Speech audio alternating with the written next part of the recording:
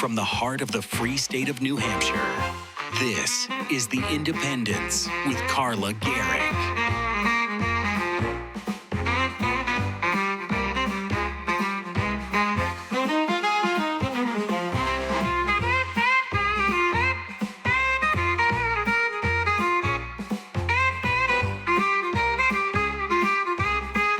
And now, here's your host, Carla Gericke.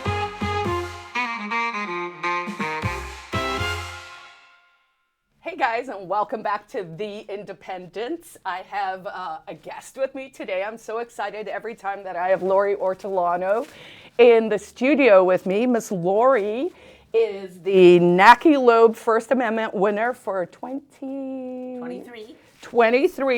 the 2025 NEFAC. Tell people what that is. The New England First Amendment Coalition covers the New England states. Winner, a brilliant activist, advocate for right to know here in New Hampshire.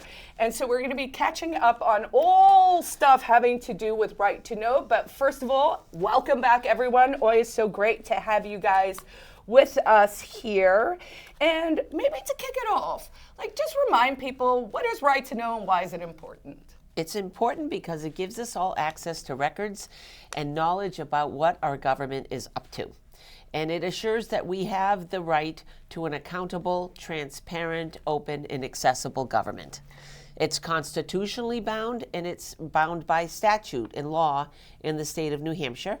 And we can, activate those laws and that constitutional right and seek information from our government, which, at times doesn't want to really cough it up. So you got to work at it a little bit. And so constitutionally, of course, we're talking about Article 8, Part 2, I think, of the Constitution. No, Part 1, Article 8 of the New Hampshire Constitution, Bill of Rights.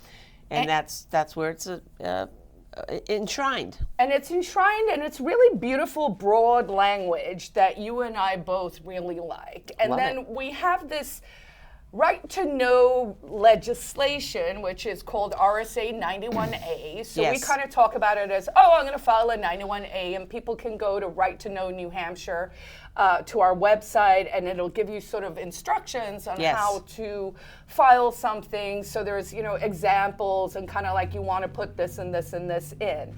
But over the years, the 91A law has become, is it fair to say, sort of burdensome and hard, and there's difficult. A lot of exceptions? And yes, there's a lot of exemptions, maybe 10 or 12 now.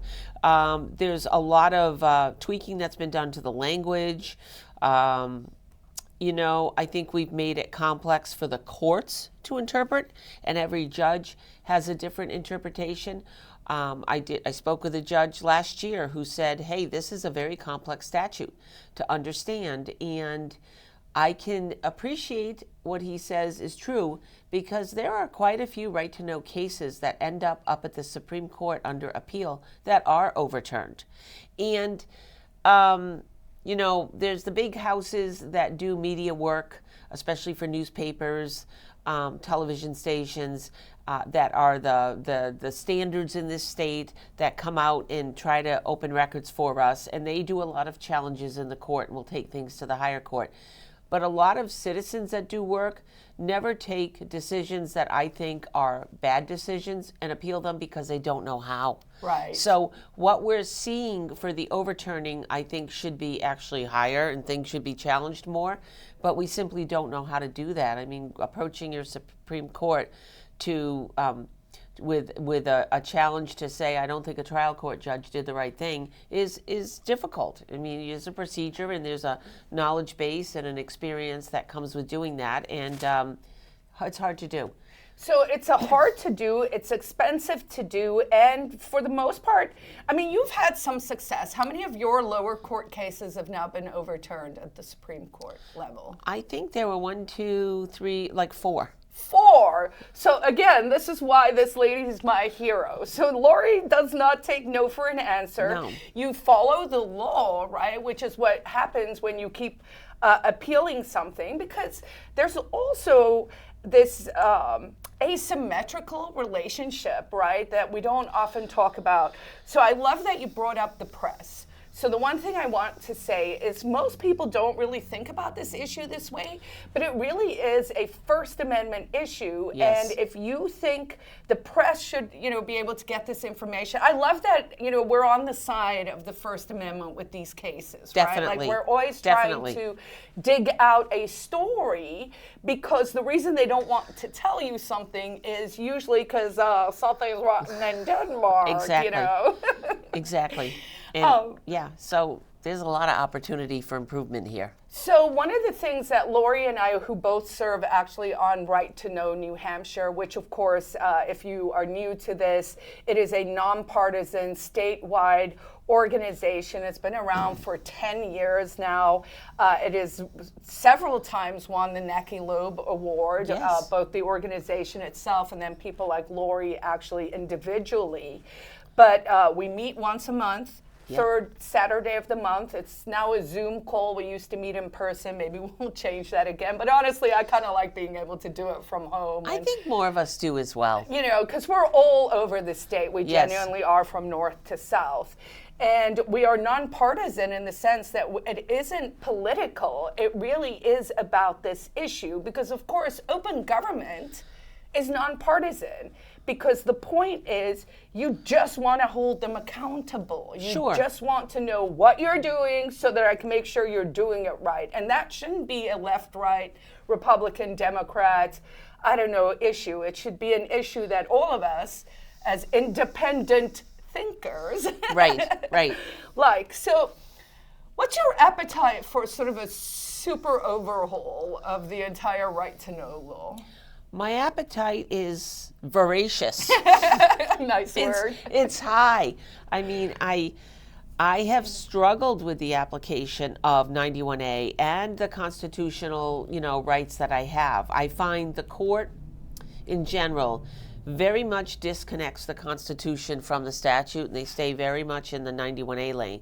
And I would like to see more coupling. I'd like to appreciate what the constitutional arm does for me. And I have a hard time appreciating that when I go to court because I don't get rulings that I feel back the constitutional rights I have enough.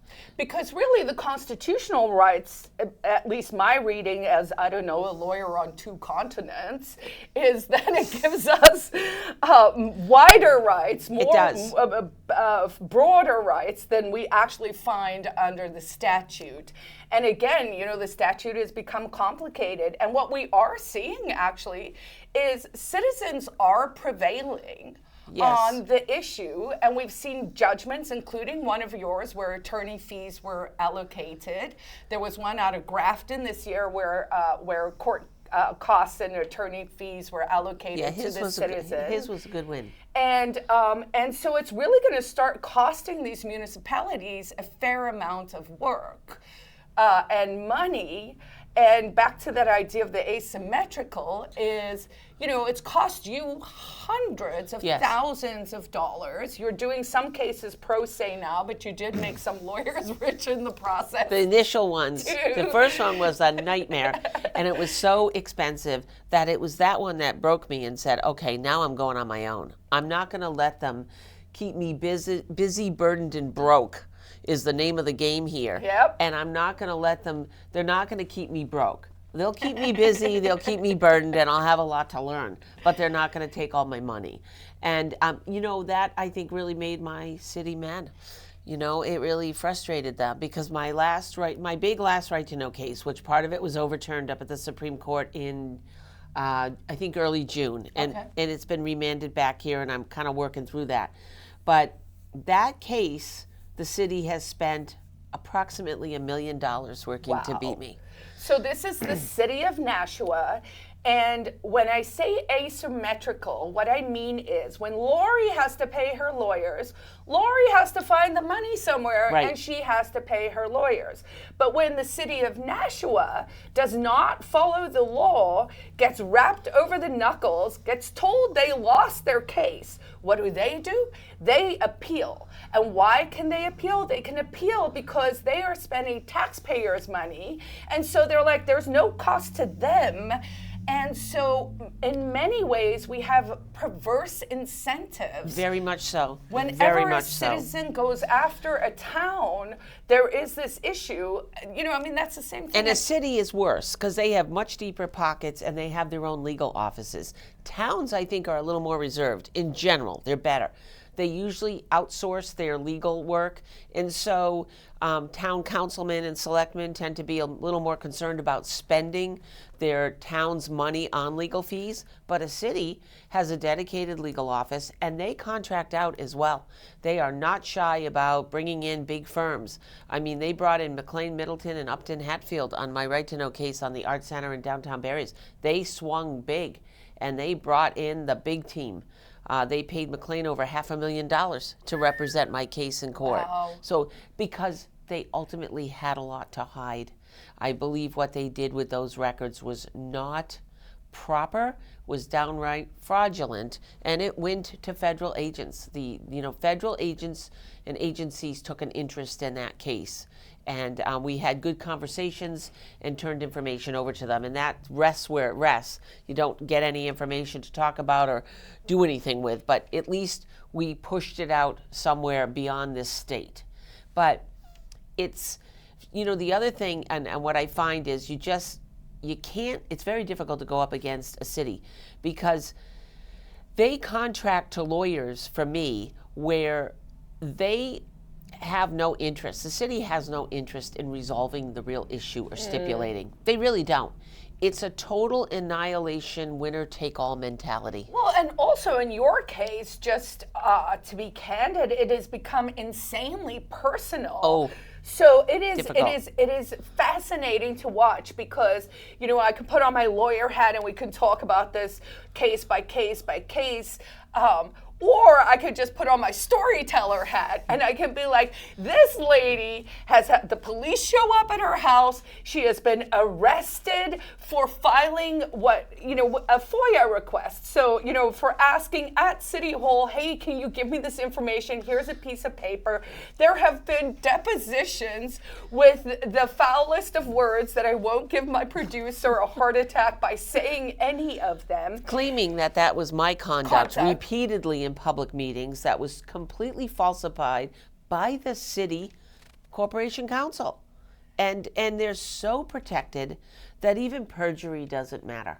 It's very disturbing what you're going up against. And when they hired this one attorney, they basically said to him, listen, you work for us. You are never to talk to this lady. You are never to pick up the phone. You're never to engage in a phone call with her. You're never to have any contact. Email only. But the truth is, if I hire a lawyer, and I've hired him a couple times, and I were to say to my hired attorney, you are not to talk to anyone in the city. You're not to have any verbal communication. Right. You just email. They honestly wouldn't take me as a client. Probably they would not. say, listen, you're tying my hands.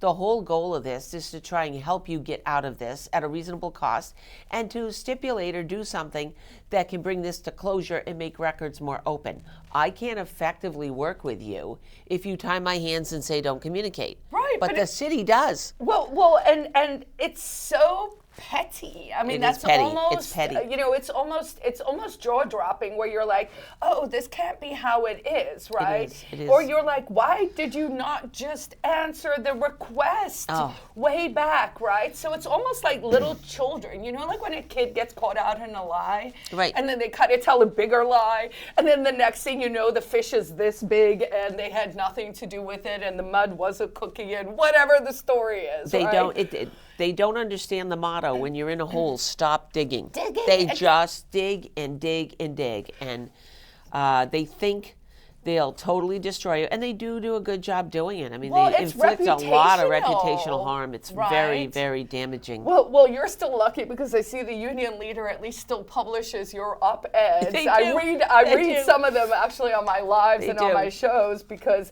I don't know. Apparently, I've become persona non grata there as well. I don't know. I've sent them a few things this year and nothing got published. So I will have to have a conversation there. But, this time on the show goes so fast. Why don't you let folks know, maybe you had mentioned earlier, you were like, some of the things you've learned. Are there things that sort of stand out to you where you're like, wow, I think citizens really should know this, or I wish more people would do this perhaps? I think more people should be filing more right-to-know requests. I agree. I wish more people would get involved in asking their government for information. And then when you get the stall and the runaround, be persistent and go back and follow up. Don't let them push you out. There can be a lot of fear in doing this work because, gosh, they do go after you. But I'm at a point where I think it's time to have some real discourse about this.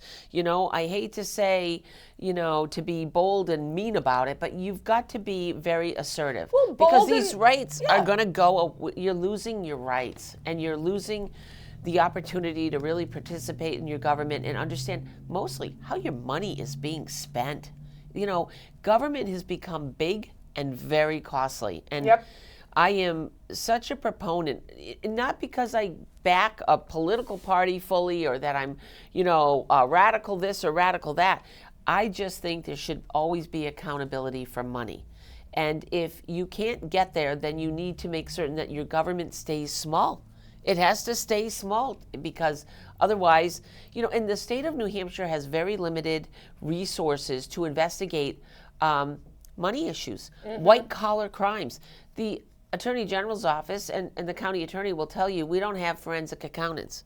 Oh, well, terrific. That means any municipality or We know city. people are stealing money, but we're Right. certainly not going to pay to find We out how people are can't. stealing money. We can help with that, which is an open invitation to any city or town to just go ahead and enter into these really harebrained deals that are really stupidly formed, and you're not going to get caught or nobody's going to come after you because we just don't have the resources. So do you think like the most, sometimes I like to do these very creative life hacks where I'm like, what is the simplest solution here? And to me, this seems so obvious, but I'm like, I just think there should be no such thing as a non-public meeting if you're in public service, right? Because it's kind of like, but if you are not acting on behalf of the public, or if you have to hide what you're doing, Right.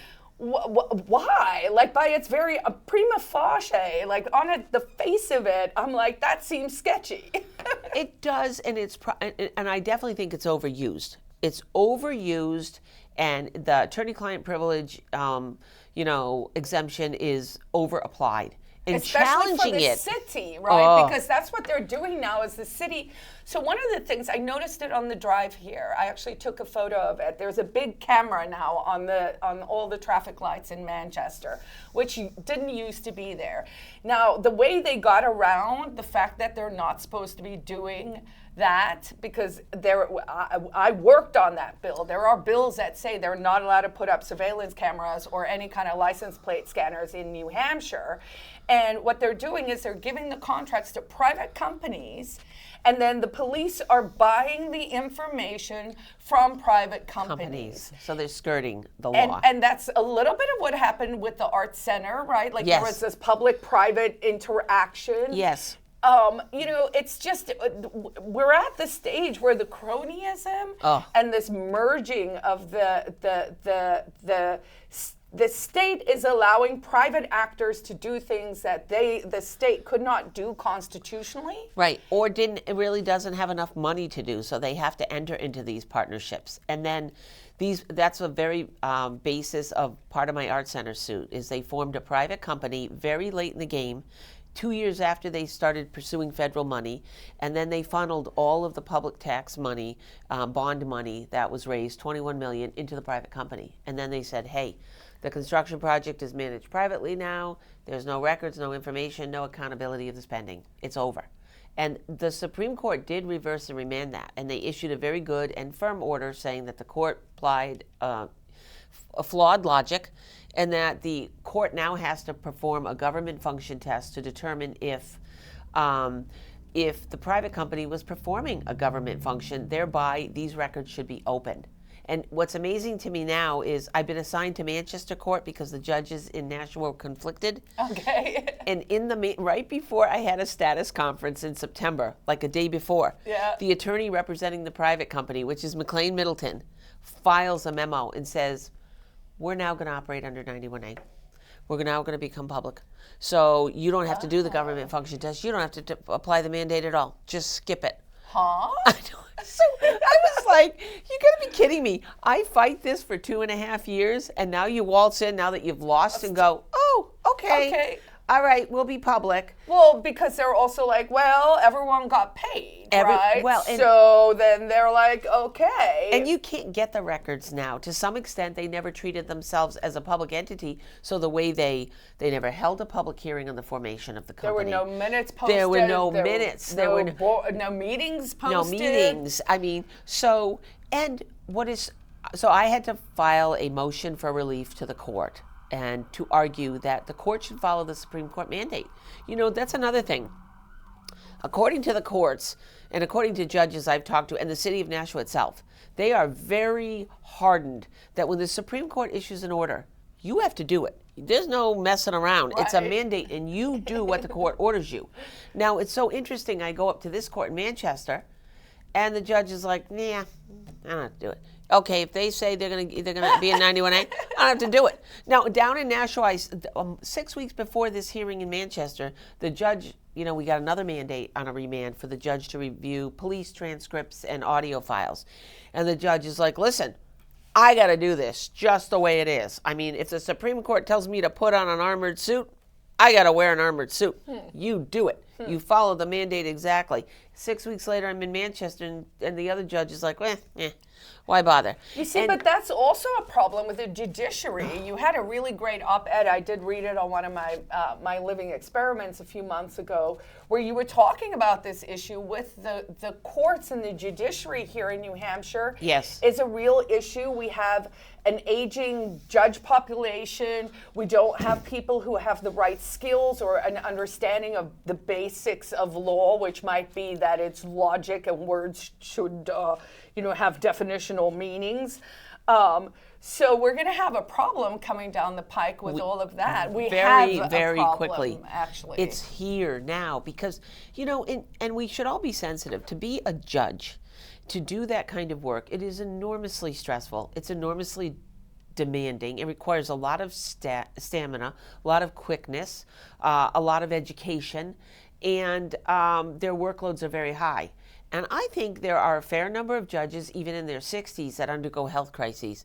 I'm sure. You take on a lot of negative energy in that job as well. And also just think we built this massive regulatory framework all over America, but we didn't really size up the courts to be anywhere near commiserative with the amount of laws we wrote. No. So every single person in the legal system is overworked, and most of it is malfeasance at this stage. It is. It feels like such a collapsing entity to me in this state. It does, and I hate to say that, but I am deeply troubled by what honestly, I see in the think courts. a solution and an opportunity presents itself as well. I would love to see New Hampshire actually start to embrace private courts.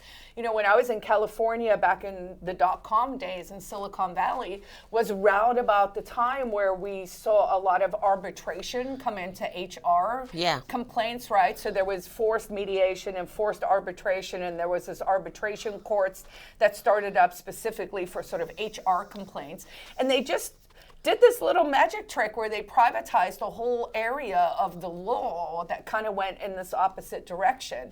And I think if we could create an environment where we start to create competing courts in the sense that you would have to have it happen contractually, so you and I might have to sign a contract and say that, hey, if we have a dispute, we're going to go to Carla's mediation, right?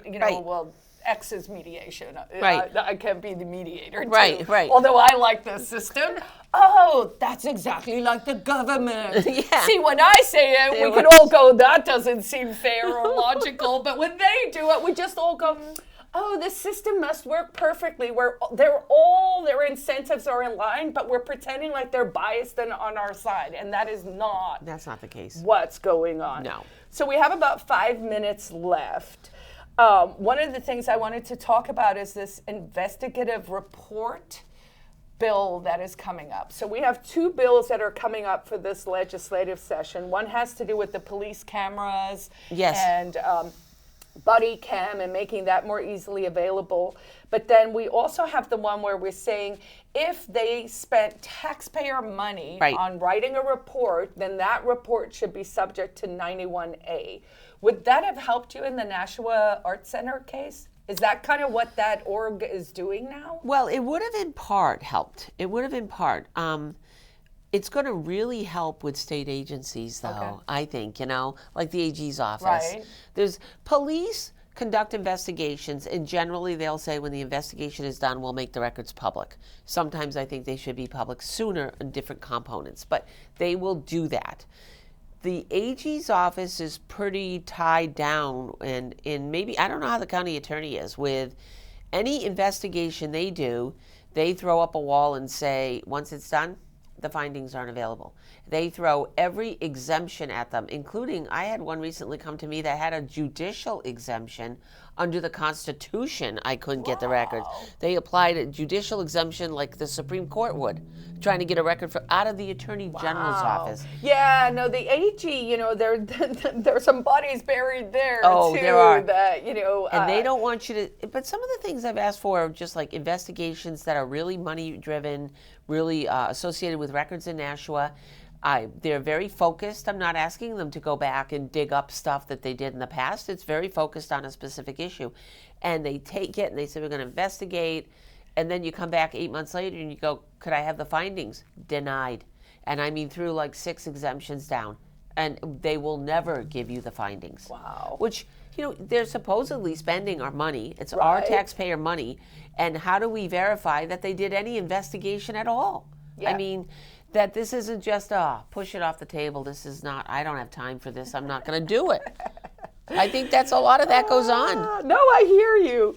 So as we come up against the end of the time here for us, what is a call to action? How do you think people can get involved? Is there ways people can help you with your cases? In Nashua, for sure, people can get involved by coming out and speaking up more.